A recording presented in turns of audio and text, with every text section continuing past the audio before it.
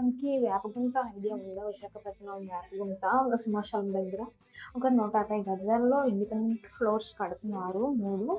Plus ఎల్లారు పైన 3 floors అన్నమాట. East facing 1200 SFT వస్తుంది.